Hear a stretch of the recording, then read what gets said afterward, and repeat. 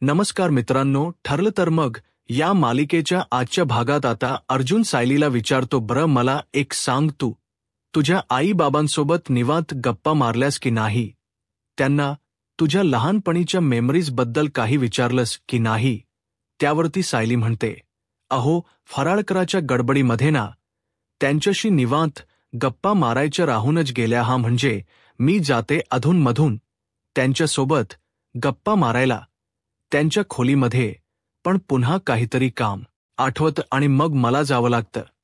त्यावरती मग आता अर्जुन तिला म्हणतो, मग एक काम कर, आज तू त्यांना भेट आणि त्यांच्यासोबत निवांत गप्पा मार. नाही तर एक काम करूया का, मी पण येतो, आपण दोघं मिळून त्यांच्यासोबत निवांत गप्पा मारू. त्यावरती मग सायली खुश होते आणि म्हणते, चालेल, थोड्या वेळाने मी त्यांना चहा द्यायला जाणारच आहे. तोपर्यंत तुम्ही तुमचं काम आणि तुमची कॉफी दोन्हीही संपवा. आणि खुश होतच म्हणते, तोपर्यंत मी प्रतिमांना सुद्धा सांगते की पूर्णा आजी आल्यात. आणि मग आता सायली लगेचच प्रतिमा त्यांना कॉल करते.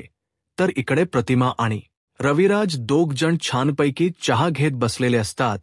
आता सायलीचा फोन बघून प्रतिमाच्या यावरती लगेचच हसू येत ती फोन उचलते आणि म्हणते, बोल सायली. सायलीचा फोन आहे म्हटल्यावरती रविराजला सुद्धा आनंद होतो. तो म्हणतो, सायलीचा फोन आहे, तू पटकन स्पीकरवर टाक. आता प्रतिमा फोन स्पीकरवर टाकते आणि मग प्रतिमा सायलीला म्हणते, अग सायली, तुझे काका सुद्धा ऐकतात, फोन स्पीकरवर आहे, बोल, कशासाठी फोन केला होतास? इकडून सायली म्हणते, अहो प्रतिमा आत्या, मला तुम्हाला एक आनंदाची बातमी द्यायची. पूर्णाजी माई मावशीकडून परत आल्यात आणि त्या आता आपल्यासोबत दिवाळी साजरा करायला आहेत. हे ऐकल्यानंतर रविराज आणि प्रतिमा दोघांनाही खूप आनंद होतो. रविराज म्हणतो, अरे वा, मस्तच, म्हणजे आता आम्ही जेव्हा तिकडे येऊ तेव्हा आमची त्यांच्याशी भेट होईलच. सायली म्हणते, हो, त्यांना पण तुम्हाला भेटायचं, तुम्ही लवकर या तेव्हा. मग रविराज म्हणतो, हो नक्की. आणि प्रतिमा सुद्धा आनंदाने तिला म्हणते, हो भेटू आपण. आता इकडे कॉल ठेवणार तितक्यातच प्रिया हजर होते आणि दोघांनी ओरडून म्हणते, हॅप्पी दिवाळी. प्रियाला समोर आलेल पाहून रविराज आणि प्रतिमा दोघांचेही चेहरे पडतात.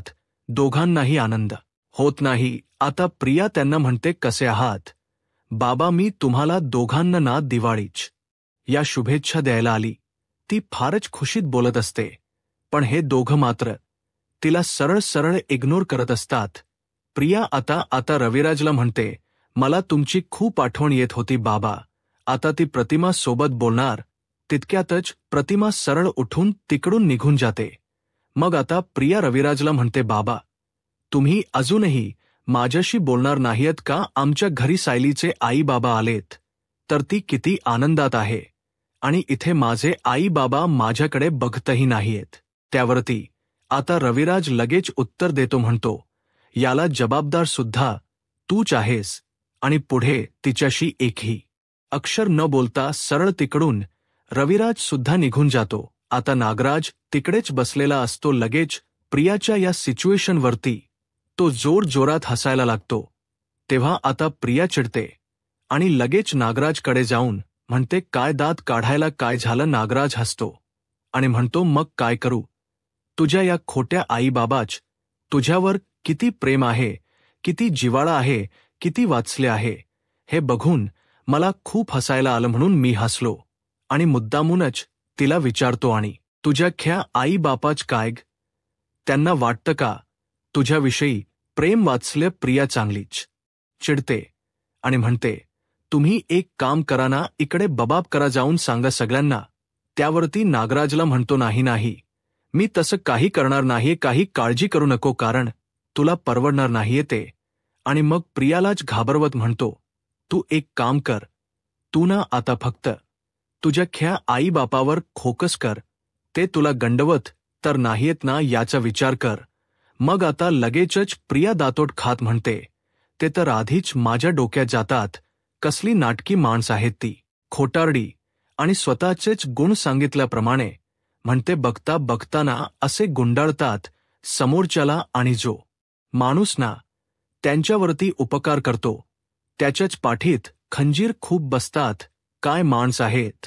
आता नागराज बरोबर तिला हसत हसत म्हणतो, काय बोलतेस तू प्रिया, तू स्वतःचंच वर्णन करतीयस. आता मला कळलं तुझे हे जीन्स नक्की कुठून आलेत ते. आता मात्र प्रिया चांगलीच तोंडावर पडते, एकदम चुप्पच होते. आणि मग आता नागराज आणखीनच तिला खिजवत म्हणतो, तू तुझ्या ख्या आईबापाची कार्बन कॉपीस नाही काय म्हणालीस तू, खोटारडे संधी साधू आणि काय काय असं म्हणून जोरात हसायला लागतो. प्रियाची मात्र आता बोबडीच वळते, कारण नकळत ती बरोबर तशीच वागत असते जसे तिचे आई बाबा असतात.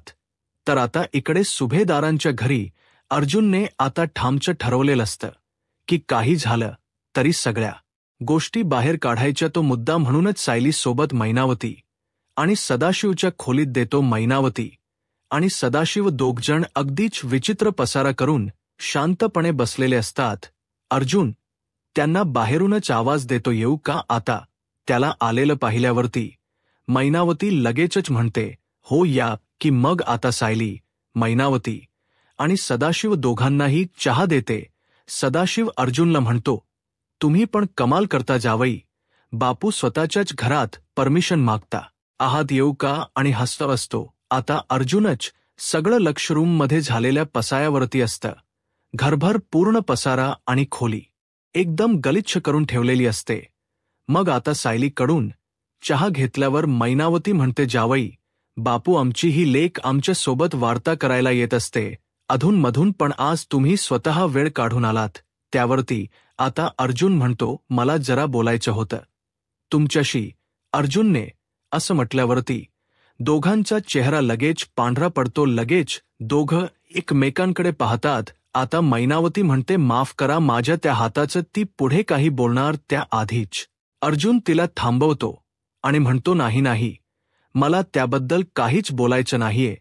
मग आता अर्जुन त्या दोघांनाही म्हणतो, मला ॲक्च्युली माझ्या बायकोच्या लहानपणाबद्दल सगळं ऐकायचं, म्हणजे ती कशी वागायची, कशी होती, कशी बोलायची, मला हे सगळं ऐकायचं सांगा ना प्लीज. आता लगेचच सायली म्हणते, तशी 7 वर्षांची होते मी, म्हणजे आठवणे इतकी मोठी तर होतेच, पण तरीही मला काहीच आठवत नाही.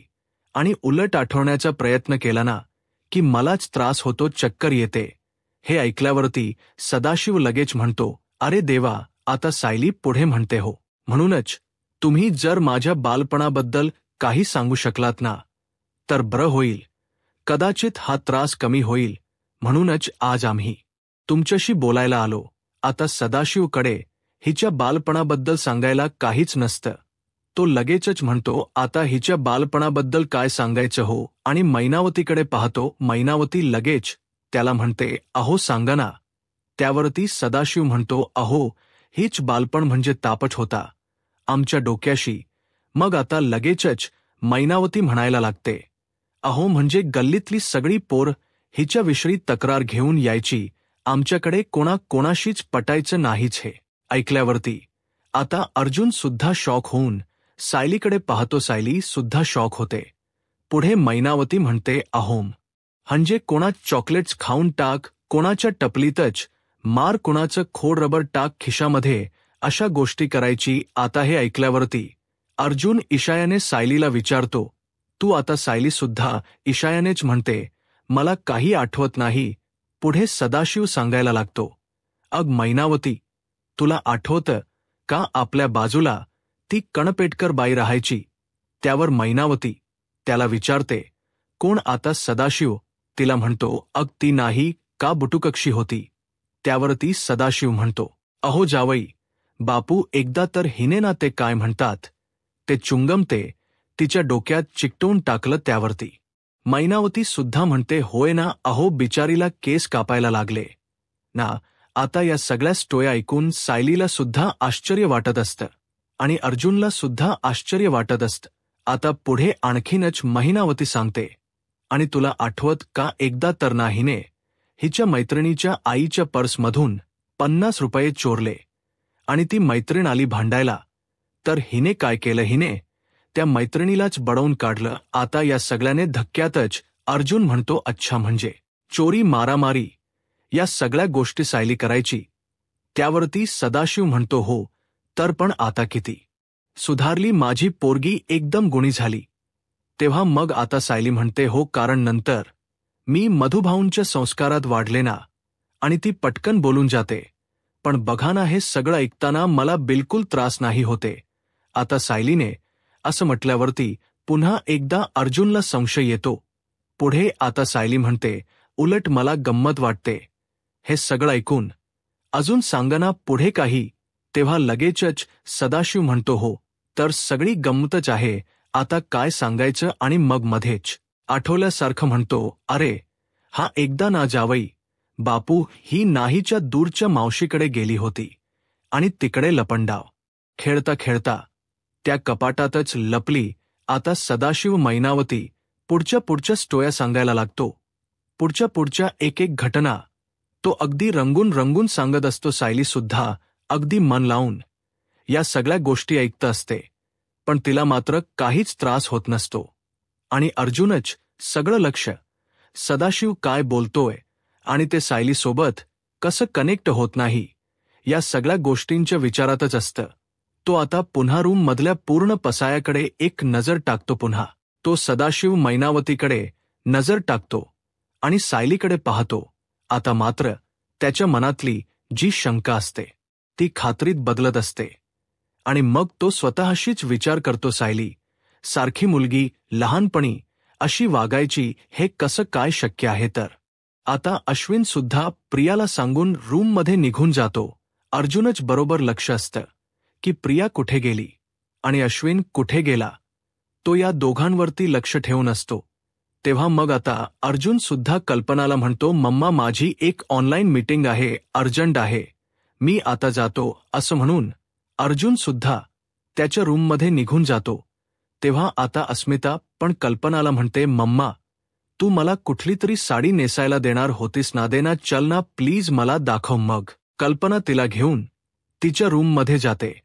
आता सगळेच जण आपापल्या कामासाठी निघून जातात. सदाशिव आणि मैनावती मात्र तिथेच हॉलमध्ये सोफ्यावर बसलेले असतात. मग आता दोघं गपचूप उठतात आणि देवीच्या समोर हात जोडून उभे राहतात आणि हलके सायलीकडे पाहतात. आता लगेचच सदाशिव मैनावतीला म्हणतो, मैने सायली किचनमध्ये गुंग आणि आता हॉलमध्ये सुद्धा इथे कोणीच नाहीये, त्यामुळे आता जा पटकन आणि हात मारून ये. त्यावरती मैनावती घाबरतच म्हणते, अहो पण कोणाला कळलं तर सदाशिवतीला म्हणतो, अग नको घाबरू, यांच्याकडे भरपूर आहे, शोधतील आणि सरळ दुसरा आणतील, जा तू पटकन जा. आता मैनावती हार चोरण्यासाठी जाते आणि सदाशिव इकडे उभा राहून सायलीवरती नजर ठेवून असतो. सायली आणि विमल दोघी जणी आपापल्या कामामध्ये अगदी मग्न होऊन गेलेला असतात. मग आता सदाशिव सायलीवरती नजर ठेवतो आणि मैनावती हळूच इकडे तिकडे पाहून कोणीच दिसत नाही असं म्हटल्यावरती इकडे तिकडे पाहत पटकन जाऊन तो हार बाहेर काढते. मैनावती आता बॉक्स बाहेर काढते आणि त्याच्यातून हार काढून घेते आणि पुन्हा रिकामा बॉक्स तिथेच ड्रॉवरमध्ये ठेवून देते. मैनावतीच काम पूर्ण होईपर्यंत सदाशिव इकडे तिकडे नजर ठेवून असतो. मैनावती पदराच्या खाली हार लपवते आणि गपचूप चालत येत हाताने सदाशिवला काम झालं म्हणून खुणवते आणि लगेच स्वतःच्या खोलीमध्ये निघून जाते. सदाशिव सुद्धा आता गपचूप हळूहळू मागोमाग मैनावतीच्या तिकडून सटकतो. तर आता थोड्या वेळाने अस्मिता पुन्हा किचनमध्ये येते आणि सायलीला आवाज देत म्हणते, सायली मामी. लगेच सायली पण तिला अगदी लडीवळपणे म्हणते, बोला काय हवे बाळाला. अस्मिता अगदीच लहान मुलासारखी तिला म्हणते, बेसनाचा लाडू. त्यावरती सायली आणि अस्मिता दोघीही अगदी खडखडून हसतात. आता सायली तिला म्हणते, देते हा. मग आता सायली बेसनाचा लाडू आणून अस्मिताला देते. अस्मिता अगदी चवीने लाडू खाते आणि सायलीला म्हणते, वाह काय मस्त आहे लाडू. आणि मग मध्येच म्हणते, मी ना लाडू खातानाचा सेल्फी सचिनला पाठवते, असा जळेल ना तो. मग आता अस्मिता सेल्फी काढून नव्याला पाठवत असते तर सायली तिच्याकडे बघून हसत असते. आता सेल्फी काढता काढता अस्मिता तिला म्हणते, ए सायली तुला पूर्ण आजीने जो नेकलेस दिला ना तो दे ना मला, मी असा गळ्याला लावते, त्याचा सेल्फी काढते आणि सचिनला पाठवते, म्हणजे ना डिझाईन पाठवते त्याला, मग त्याला सापडते का, मिळते का ते बघू आपण त्यावरती. मग आता सायली मुद्दामूनच ड्रामा करत म्हणते, अजिबात मिळणार नाही माझा हार वगैरे गळ्याला लावायला सायलीने. असं उत्तर दिल्यावरती अस्मिता जरा चरकतेच आणि म्हणते, हा सायली. त्यावरती गोड हसते आणि म्हणते, अहो गळ्याला लावून कशाला, गळ्यात घालून सेल्फी काढा ना. तेव्हा मग आता अस्मिताला कळतं की सायली मस्करी करते आणि मग ती हसते.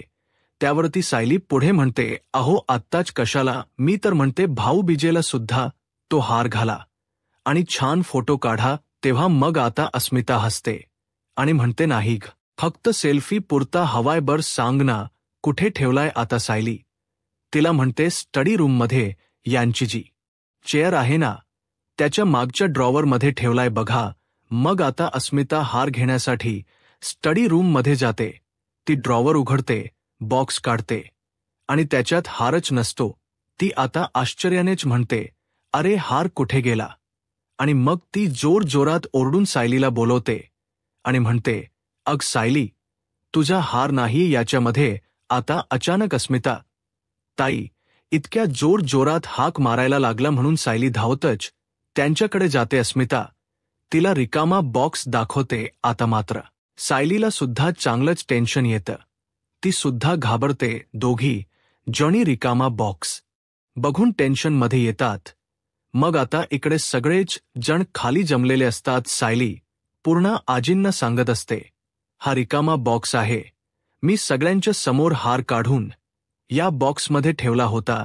हे सगळं चालू असताना सदाशिव आणि मैनावती तितक्यातच तिकडे येतात. सायली अन्नपूर्णा आजींना सांगत असते, मी सगळ्यांच्या समोर हार काढून हा बॉक्समध्ये ठेवला आणि हा बॉक्स मी स्टडी रूममध्ये ठेवला होता.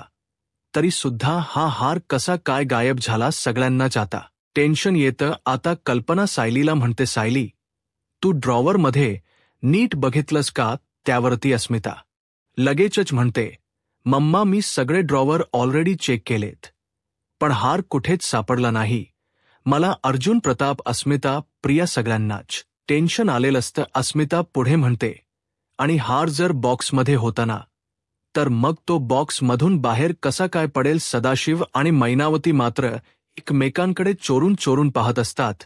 तितक्यातच आता अश्विन म्हणतो, म्हणजे हार चोरीला गेलाय का. आता असं म्हटल्यावरती घरातले सगळेच एकदम आश्चर्यचकित होतात.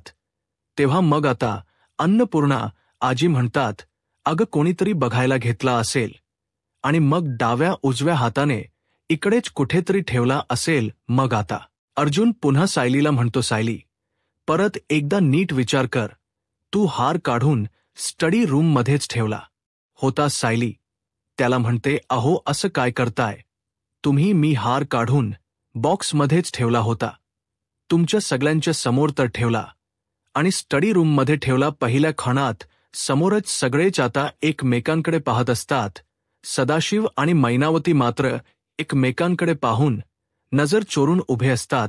आता त्यावरती कल्पना म्हणते, अग सायली मला काय वाटतं, हार ना बॉक्समधून बाहेर पडला असेल आणि असा ड्रॉवरमध्ये कुठेतरी कोप्यामध्ये अडकला असेल. त्यावरती आता अस्मिता वैतागूनच म्हणते, मम्मा अग मी सगळे ड्रॉवर व्यवस्थित चेक केलेत आणि मी तुला सांगितलं ना बॉक्स बंदच होता, मग तो हार ड्रॉवरमध्ये कसा काय पडेल. मी सगळीकडे शोधल, सगळ्या ड्रॉवरमध्ये शोधले, नाही सापडला मला तो. आता बरोबर पूर्णाजी म्हणतात, आणि आज बाहेरून घरात कोणी आलेलंच नाहीये, त्यामुळे तो हार बरोबर घरातच असायला हवा. तेव्हा मग आता अर्जुन म्हणतो, म्हणजे कुणीतरी मुद्दामून माझ्या बायकोला त्रास देण्यासाठी तो हार घेतला. सगळेच जण विचारात पडतात. तर पुढील भागामध्ये आता सगळ्याच खोल्यांमध्ये झडती सुरू असते. सायली आणि अर्जुन प्रिया आणि अश्विनच्या खोलीमध्ये झडती घेत असतात. तितक्यातच प्रियाच्या कपाटामध्ये अर्जुनला सायलीचा हार सापडतो. प्रियाच्या कपाटात हार सापडलेला पाहून अश्विन आणि प्रिया दोघांनाही जबर धक्का बसतो. तर आता हॉलमध्ये सगळे जमा झालेले असतात. सायली, अर्जुन, प्रिया आणि अश्विन चौघही आता बाहेर येतात. नंतर पूर्णा आजी अर्जुनला विचारतात काय झालं. अर्जुन बाहेर येऊन म्हणतो जे वाटलं होतं तेच झालं. त्यावरती आता पुढे सायली म्हणते म्हणजे माझा हार प्रियाच्या खोलीत तिच्या कपाटात सापडला तेव्हा मग आता सगळेच प्रियाकडे पाहायला लागतात. आता मात्र प्रिया अगदीच गयाव्या करून खरोखर ओरडून सांगत असते, अग ही शिक्षा मला नाही तर तुझ्या खोटारड्या आई बापाला व्हायला हवी, कारण हार मी नाही तर तिने चोरलाय. तेव्हा मग आता लगेचच सायली स्वतःच्या आईला बोलल्यामुळे चांगलीच चवताळते आणि अगदी धावूनच प्रियाच्या अंगावर जाते आणि म्हणते, प्रिया तोंड सांभाळ, तुझं नाही तर. आणि असं म्हणून ती आता प्रियाच्या कानाखाली वाजवायला हात उघारते. अर्जुन तितक्यातच सायलीचा हात धरतो आणि जोरात झटकून तो खाली हात झटकतो. आता सगळेच जण अश्विनकडे पाहतच राहतात. आता पुढे काय होईल हे पाहायला आत्ताच माझा महाराष्ट्र या यूट्यूब चॅनलला सबस्क्राईब करा. धन्यवाद.